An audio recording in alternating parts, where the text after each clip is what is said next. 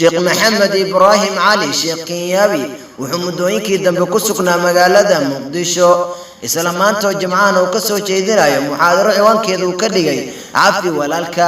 maamulka gobolka Banaadir ayaa soo dhaweyn u sameeyay sheekha sidoo kale afayeenka maamulka gobolka Banaadir ayaa wuxuu sheegay inuu ku faraxsan yahay sheekha inuu ku soo laabto dalka asigoo ka maqan muddo 20 sano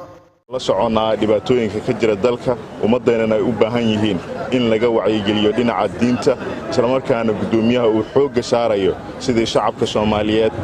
dhinac waliba loogu wacyigelin lahaa hadii ay noqoto dhanka diinta hadii ay noqoto dhanka arrimaha bulshada iyo dhinac waliba Kenyawi ayaa wuxuu sheegay inuu ku faraxsan yahay imaatinka uu yimaaday dalka asigoo ka maqnaa muddo 20 sano sidoo kale sheekha ayaa wuxuu sheegay inuu qaban doono barnaamij oo magaciisu ka dhigay shaqayso ashxaadine barnaamijka uu ku dhiirigelinayo dhalinyarada Soomaaliyeed runtii aan aad ku jeclaa ee daa'iman aan ku sitay qalbigayga runtii si qalbi ayaa la ii soo dhaweeyay qalbiga aan la soo noqday ayaa runtii la igu soo dhaweeyay shacab iyo xukuumad culimo iyo caamo hooyooyinkii yar iyo weyn khaasatan dhalinyaradii ayaa runtii si qurux badan ii soo dhaweeyay waxaan dareemayaa runtii saxansaxadii barisamaadkii inay dib u soo laabanayso meel walba aad ka joogtaan